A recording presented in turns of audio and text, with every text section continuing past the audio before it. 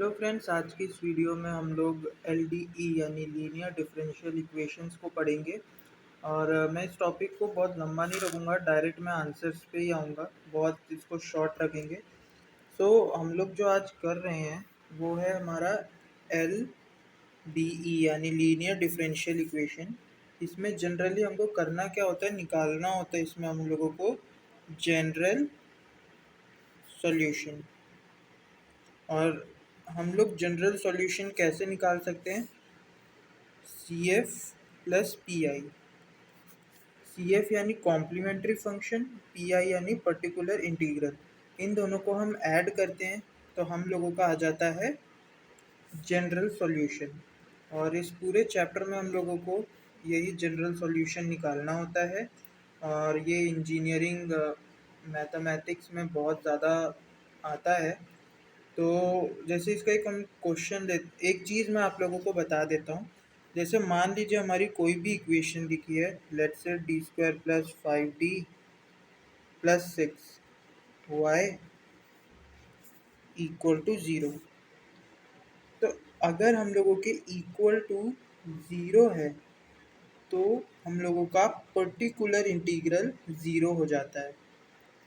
क्योंकि देखिए, हमारी जो एल एच एस होती है उससे हम लोग निकालते हैं सी एफ, और जो हमारी आर एच एस होती है उससे हम निकालते हैं पी आई।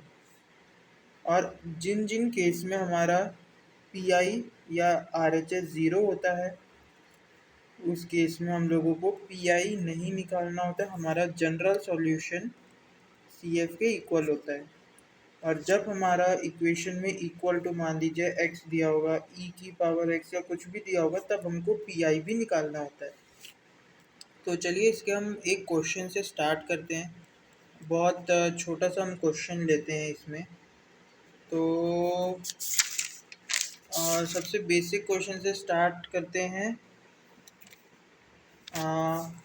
अगर आ जाता है D square y upon D x square plus 8 dy/dx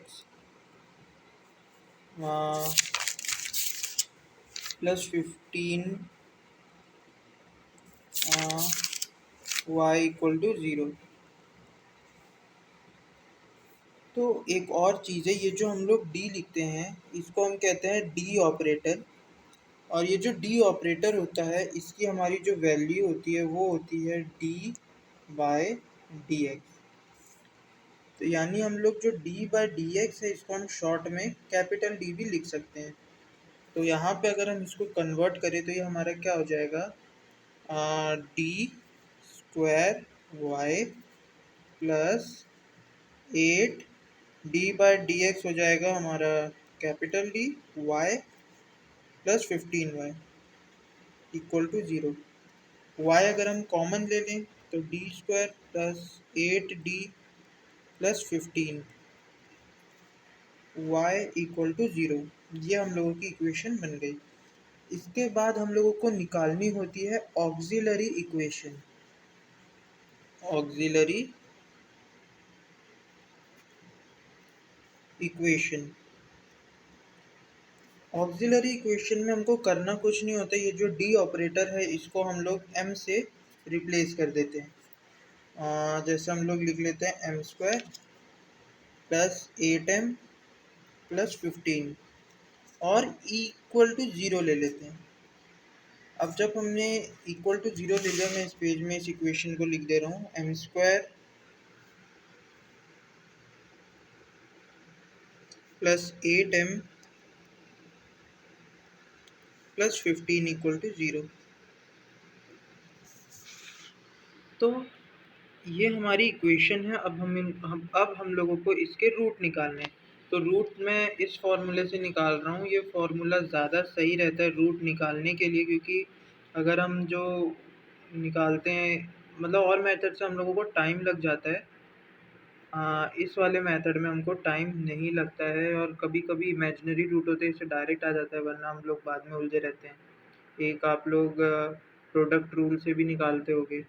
तो इधर से हम लोग अगर निकालेंगे -b यानी कि -8 प्लस माइनस रूट b का स्क्वायर यानी 64 माइनस 4 इंटू 1 इंटू 15, 4 15 का होता है 60 अपॉन 2 a1, सो 2, तो यह आ जाएगा -8/2 प्लस -64 -60 आ जाएगा 4√4 यानी 2, सो 2/2, तो फाइनली हो जाएगा -4 प्लस -1, यानी कि हम लोगों के जो रूट हैं वो निकल गए -4 -1 यानी -5, -4 प्लस 1 यानी -3। तो हम लोगों का जो कॉम्प्लीमेंट्री फंक्शन है वो बन जाएगा C1 e की power -5x plus C2 e की पावर -3x, और यही हम लोगों का जनरल सॉल्यूशन भी होगा। अब आप लोग सोच रहे होंगे कि ये कैसे आया, तो इसको हम लोग शॉर्ट में समझ लेते हैं। अगर हम लोगों के देखिए कोई रियल रूट आ रहे हैं, लेट्स से 2 आ रहा है, 3 आ रहा है, तो हम लोगों का इसका जो कॉम्प्लीमेंट्री फंक्शन होता है वो क्या होता है, C1 e की पावर, ये जो भी हमारी रूट आई है 2x प्लस C2 e की पावर, ये जो रूट है 3 इंटू एक्स। तो हम लोगों को बेसिकली क्या करना होता है, सबसे पहले रूट निकालना होता है। जैसे इस क्वेश्चन में हमने रूट निकाले -5 -3, तो इसका हम लोगों का कॉम्प्लीमेंट्री फंक्शन बन गया C1 e की power -5x plus C2 e की पावर -3x। अब मान लीजिए अगर हमारा जो सेकंड केस है उसमें रूट आ जाते, इसी को मैं ले ले रहा हूँ 2, 2 आ जाते, तब देखिए हम लोग इसको एक इस मेथड से भी लिख सकते हैं, C1 plus C2 x e की पावर 2x। तब हम लोग e की पावर 2x, जो हमारा ये दो रूट सेम है, हम इसको कॉमन में ले सकते हैं और इसको इस फॉर्म में लिख सकते हैं।